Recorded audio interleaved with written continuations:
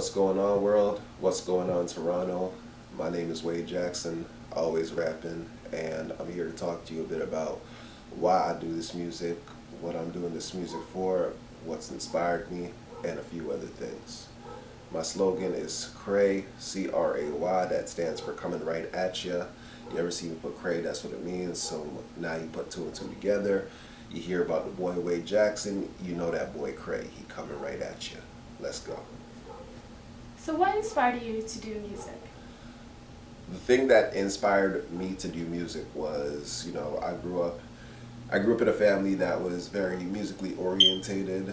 As a young child, I remember going to church all the time, and I had older cousins, uncles, and aunts that were always in the church choir, always singing, always prancing around, dancing with a lot of energy and a lot of soul. And I think subconsciously I picked that up as a young kid, because I remember when I was young, sitting in church and everything, I remember I didn't really want to listen to the sermon. I didn't want, the pastor was my uncle. I didn't really want to listen to the sermon unless he was like stomping on the floor, talking about the glory in God and everything. But like when the music started coming on, and my uncles and my cousins playing the drums or on the bass guitars and everything, and then you had my female cousins and aunties singing in the choir, I think subconsciously that did it for me, and that's been with me since I came out the womb.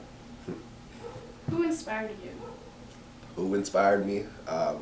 Honestly, a lot of people inspired me. In no specific order, I was inspired by hip hop heads from the golden era, such as Biggie Smalls, Big L, Jay-Z, Big Pun, and even like moving on to the later era, people like Ludacris and T.I., and into the new era, which is my age. Flatbush Zombies and TDE. Those are like my main inspirations, like my main inspirations in the hip hop scene. Otherwise, people that have inspired me are, my late cousin, R.I.P. to him. He told me always freestyle, have fun. I had family members. I had an uncle actually who was going to be a reggae singer living here in Toronto. He had got deported, unfortunately, so I had a lot of musical influences growing up as well. You call yourself the Turn Up King. Why? Oh, this is a good one. I call myself the Turn Up King because, I remember, I think it was about 2 years ago.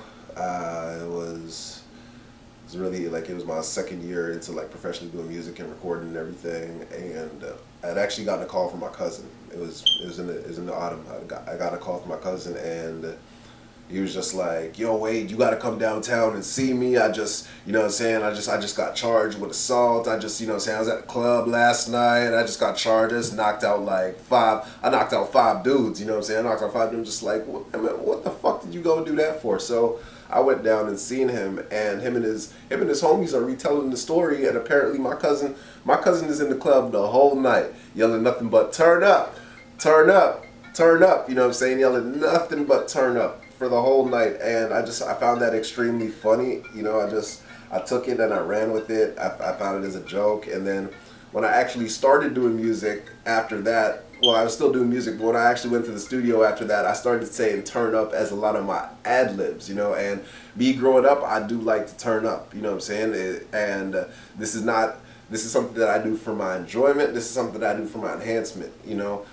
Everybody knows what turning up is, whether you turn up on lean, whether you turn up on pills, whether you turn up on cocaine, whether you turn up on LSD or psilocybin mushrooms, whatever you turn up on, my advice to you is be safe. Because I turn up. I turn up. I turn up. It's like I found the fountain of youth. It doesn't affect me nothing. Don't let it affect you. When it comes to the more harder stuff like LSD and psilocybin mushrooms, my advice to you is don't do that stuff unless you are spiritually conscious. You will fuck your life up. Like those things will fuck your life up. They will actually fuck your life up. But that's why I call myself the Turn Up King. I remember when I was about 21 years old, where I actually decided to start taking rap seriously. I decided to go on a journey. I'd actually popped 4 hits of LSD, and I was tripping for the longest time, and I had a bunch of classics on repeat, everything from the golden era to the new age. I just had stuff on repeat, just listening to music, and I thought I was going to be turned forever. I'm be real with you. I'm keep it 100. 100. I thought I was going to be turned forever. I thought I was never going to come out of that high. And I came out of that high and I said to myself, you know what? I'm going to do what I love. I'm going to start rapping. I started rap at the age of 21. I've always been around music though. And that's like, you know what I'm saying, when I came out of that zone, that's when I decided to take rap seriously. So that's another reason why I'm called the Turn Up King. I do like to turn up. I do like to party. That's what it is. But always be safe when you party and do it. Everything is good in moderation. What do you think about the Toronto hip hop scene? Oh man, the Toronto hip hop scene. Honestly, the Toronto hip hop scene, it's flourishing, it's growing, you know, it's expanding. People are starting to know a lot about us. You know, people from the major states, from New York to LA to Atlanta to Florida, people are starting to know about Toronto, or people are starting to know about the Six, you know. Do I agree with a lot of the stuff on the Toronto hip hop scene? Hell no, because there are a lot of politics going on in the Toronto hip hop scene. You know, the likes of which that you don't want to put yourself into, because it gets really sticky. It gets all kinds of fucked up. You know what I'm saying? You got to look at so many different aspects. You got the rappers, you got the top rappers, you know what I'm saying? You got the promoters, and then you got the top promoters. In certain ways, in certain forms, a lot of this stuff is like high school. A lot of this stuff is like high school, especially when I went to high school. Cause like when I went to high school, I wasn't one of the cool kids. I wasn't one of the popular kids. I wasn't liked by everybody. You know what I'm saying? I was more of that outcast. I was the outsider. And I've realized that as you grow up, shit don't really change since high school. Shit changes, but shit stays the same. You know what I'm saying? You got all your collective groups, and that's how it is in this hip hop genre. And a lot of the times, if you are doing something different than what the majority of the people are doing, they will hate you for that. Some of them will like you, but majority of them will hate you. A, because they don't understand it. B, because it's something unfamiliar with them. And C, because half the time they can't do it. So they can't relate to it. So they are going to hate. But as the Toronto hip hop scene as a whole, you know what I'm saying, I can't really complain. We're getting our foot off the ground. We're getting noticed, and we're being known. Can't complain about it. What do you bring to the table? What do I bring to the table in terms of like an artist? I bring good energy, positive vibes, good lyrics, punchlines, metaphors, lyricism, you know what I'm saying, like topics, story designs, you know what I'm saying, like I'm very versatile when it comes to my rap. I'm very versatile. It don't matter the beat, it don't matter the style, ain't a flow I can't channel, ain't a topic I can't channel. You give me the topic and I'm gonna write about it. When did you start doing music? I started doing music once again at the age of 21. You know, when I came out of that little trip, I was always around music growing up. You know, from high school to getting out of high school till now, I was always around people that were rappers. I was always around people that were freestylers or that did music. I just never really had the courage or confidence within myself to pursue it seriously, and now I do, thankfully. What struggles have you overcome? The struggles that I overcame as an artist that makes different music and everything, you know, I really wish people would stop ringing down my phone. But the things that I overcame was, who's calling my phone, man? This better be good. I'm not answering that. The stuff that I had to overcome, you know what I'm saying, like just being bullied throughout high school, being bullied throughout even elementary school, you know what I'm saying, like I'm different, you know what I'm saying, I'm very different, and a lot of people know that. It's not every day you got a rapper that, you know, that openly struggles with a mental disability and still does his thing, you know, while trying, not necessarily fitting into the crowd, but just trying to blend into things.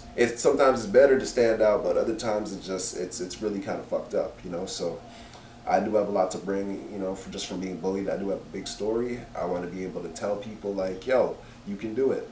You know what I'm saying? Like, but those are the struggles that I had to overcome, like not being accepted, not being wanted around, being treated differently, all up to even people telling me that I talk weird. But you know what? It made me who I am today, and it gave me the strength and the courage to be the artist that I need to be today. Where did you grow up? Me, I was born in Toronto. You know what I'm saying? I was born in Toronto, Humber River Regional Hospital, right at Keele and around Keele and Eglinton there. You know, I had moved out of Toronto at a very young age. You know, my father was actually playing college football. He had actually gave up playing for the NFL because I was born. So we did a lot of moving around for that purpose. And on top of that, I had a lot of family in the States. So There was times where I was living in New Jersey. There was other times I was living in Ohio. There was other times I was living in Florida. I came back to Toronto around the age of 12, 13 to permanently live. I've been here for the past 13 years. You know, the last time I left the country, I was 16, and that was just for the summer. But other than that, you know, Toronto's my home. I was raised in other places, but Toronto is where I've been solidly. Like, of all the, I'm 27 right now. I don't look it. I'm 27, and in my 27 years, Toronto has been the place where I've lived the most. What message do you have for the youth of today? The message I have for the youth of today is, Do you. Don't follow nobody. Do what makes you happy. Never mind what other people think. You can do anything you want. You know what I'm saying? When it comes to partying and using drugs, everything is good in moderation. Stay in school. Save your money. Don't fuck up your credit. You know, and if you like doing music, do it to the death. That's the best advice I can give to anybody that wants to get into this hip hop game. You know, this game is very shady. This game is very cutthroat. Make sure you do your research on everything. Make sure, you know, nobody tries to jerk you. Make sure you know the ins and outs, and just stay on your toes. My name is Wade Jackson. Always fucking rapping.